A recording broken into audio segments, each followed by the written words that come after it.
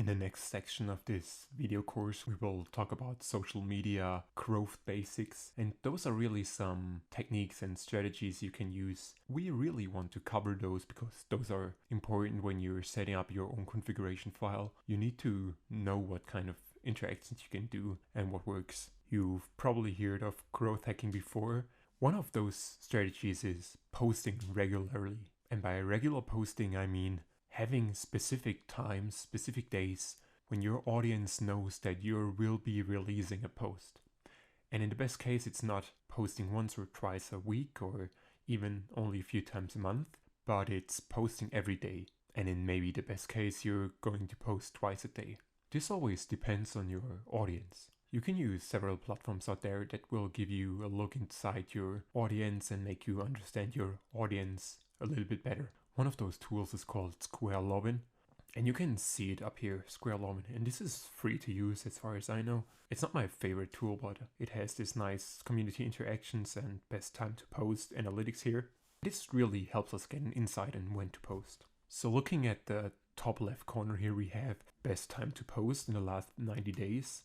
And you can already see that I'm not posting too much, so this is something I should increase and improve because this is kind of limiting my growth here. But as you can see here, I'm mostly posting on Fridays. To give you a real world example, I have a friend who's always posting pizza on Friday, so his audience knows that Friday is Pizza Friday, and he really gets a lot of interaction on that Pizza Friday posts every week. Probably even more interesting than only the days is this user interaction by daytime in the last 90 days.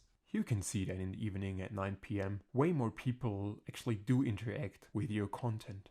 Again, in my case, this is not too high of a number, but you can still see the difference in posting in the morning and in the evening. Your audience wants to know when you're posting so they can look for your content.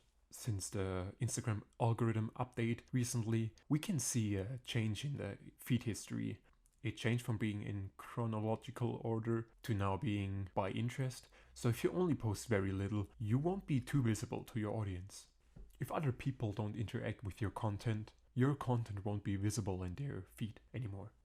We have one more row in this dashboard here, which is called community interactions. And again, if you would post more, then you could see many more points here, but I only have a few points, but this already gives you a good impression.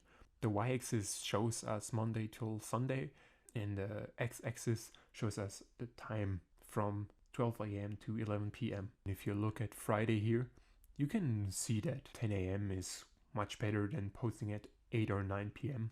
And this totally makes sense if you think about people not being at home Friday evening or not being on their phones too much. A tool I can recommend here is called Captivate. It's at Captivate.io, and if you can see it here, I've connected my Twitter account because I already used the free license of my Instagram account, but it's basically displaying the same information here. One thing I really like is this top locations of followers visualization because it really shows where your audience is coming from. So in my case, most of the people are from the United States and Germany. Captivate is not free, so it's your decision whether you're willing to pay for it or not. You can also get insights into followers' interests here, and for my Twitter account, you can see that most of the people are interested in technology and computing. This top languages spoken by followers will give you an indication on what language to choose in your channel. To quickly recap, it's really important to know your audience. You have to know when they are active, when you have to post, and when to get most comments, likes, and impressions on your posts. Make sure to really understand your audience. We'll be talking about a lot more social growth strategies in the next lessons, so stay tuned.